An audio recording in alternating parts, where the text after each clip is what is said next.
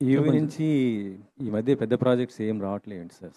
EV ఎందుకు లేదు sir, Vishwambhara ఉంది కదా సార్. ఇప్పుడు కానీ విశ్వంబరా ఉంది, ఇప్పుడు ఇది ఉంది సార్.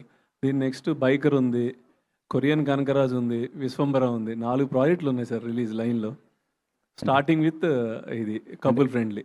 అజయ్ గారు, యూవీ అంటే మీకు ఎక్కువ మన ప్రభాస్ గారికి బాగా కనెక్టెడ్ కదా. అవును sir. Vamsi, Vicky and Vamsi is like my brother, Vicky and నా తమ్ముడు. ప్రభాస్ అనేది క్లోజ్. మా రిలేషన్ ఆల్మోస్ట్ 30 years నుంచి ఉంది. 30 years. అదే 30 years. అదే దాంట్లో ప్రభాస్ గారిది ఎప్పుడు అంటున్నాను. ప్రభాస్ గారిది ఉంటుంది. ఇప్పుడు చూసి మీకే తెలుసు కదా, 5-6 సినిమాలు ఉన్నాయి. అవి అవ్వాలి, అవన్నీ ఉన్నాయి కదా. అయ్యాక వస్తుంది, గ్యారంటీగా ఉంటుందండి. అజయ్ గారు దాని కంటిన్యూషన్ క్వశ్చన్ అండి. లైక్ విశ్వంబర కానీ బైకర్ కానీ ఈ సినిమా కూడా లైక్ షూటింగ్ తర్వాత అంటే పోస్ట్పోన్లు జరుగుతున్నాయి. అంటే బైకర్ కూడా డిసెంబర్ అనుకున్నారు, పోస్ట్పోన్ అయింది. డిసెంబర్ కూడా లాస్ట్ ఇయర్ రావాల్సింది. సో ఏంటి పోస్ట్పోన్మెంట్లు? పోస్ట్పోన్ ఏం లేదండి. ఇది యాక్చువల్లీ కపుల్ ఫ్రెండ్లీ అక్టోబర్లో అనుకున్నాం, టు బి ఫ్రాంక్. కానీ తర్వాత ఒకసారి మేము చూసుకున్నాక మాకు అనిపించింది వ్యాలంటైన్స్ డేకి పర్ఫెక్ట్ సినిమా అని డిసైడ్ అయ్యి మనం ఫిక్స్ అయిపోయి వ్యాలంటైన్స్ డే అని ఇది అనుకున్నాం. బైకర్ అంటారా, నారీ నడు మురారి ఉండటం వల్ల అది ఆబ్వియస్లీ ఇది అయింది. విశ్వంబర సీజీలు చూసారు, ఫస్ట్ టైం సీజీలకి కొంచెం బ్యాడ్ అయింది. సో దెన్ మొన్న రీసెంట్గా వచ్చింది చూసారు కదా దాని ఎఫెక్ట్. సో సూపర్గా వచ్చింది.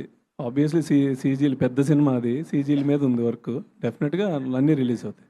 ఫస్ట్ షో ఎక్కడ పడ్డా మిమ్మల్ని నేను తీసుకెళ్తాను సార్ అక్కడికి. సంతోష్ గారు హాయ్ అండి. హాయ్. యాక్చువల్లీ ఈ సినిమా అదే ఒక 2 years నుంచి హోల్డ్లో ఉంది, రిలీజ్ విషయంలో హోల్డ్లో పెట్టారు. అండ్ మధ్యలో మీరు ఈ సినిమాకు ముందు కూడా ఏమి ఓకే చేయలేదు. ఏంటి అంటే ఇప్పుడు మీరు ఎవరు కనిపించినా సినిమా హోల్డ్లో ఏం పెట్టలేదు. సినిమా కొంచెం టైం పట్టింది.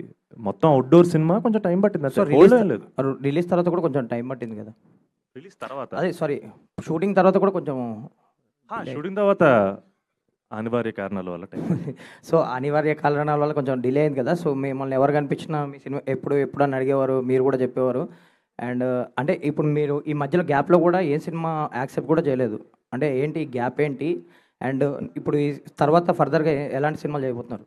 అంటే అప్పుడు గ్యాప్ లేకుండా చేయాల్సిన అవసరం ఉంది. థ్యాంక్స్ టు సంగీత్ శోభన్ ఈసారి గ్యాప్ కుదిరింది. అతను బాగా డబ్బులు సంపాదించడం వల్ల నేను కొంచెం రిలాక్స్ అయ్యే ఆపర్చునిటీ దొరికింది. సో నో ఫ్యాక్ట్ డెల్లింగ్ యాక్చువల్గా నేను సంగీత్ పేచెక్ టు పేచెక్ నుంచి బతికేవాళ్ళమే. సో జెన్యున్గా దాట్స్ ది ఓన్లీ రీజన్. అంటే సినిమా ఇండస్ట్రీలో హీరోగా అవకాశం దొరకడమే గ్రేటు. 2 ఏళ్ళు నేను బ్రేక్ తీసుకునేది ఇదొక లగ్జరీ, ఇదొక అదృష్టం. But genuinely if it wasn't for my brother I wouldn't been able to take this break. So thanks to him. నేను ఒకసారి ఆలోచించి ఈసారి మళ్ళీ ఒక కథ చెప్పాలనుకున్నప్పుడు it should really matter. And ఈసారి ఏ కథ చెప్పినా నేను అన్నట్టు నాతో ఆ పాత్ర ఎలా ట్రావెల్ అవ్వాలి, ఈ సినిమా కూడా మీ అందరితో ఒక 20 years ట్రావెల్ అవ్వాలి, అలాంటి వాల్యుబుల్ కథ చెప్పాలనుకున్నాను. I think that's the reason I took that time. All the best అండి. ట్రైలర్ ప్రామిసింగ్ ఉంది.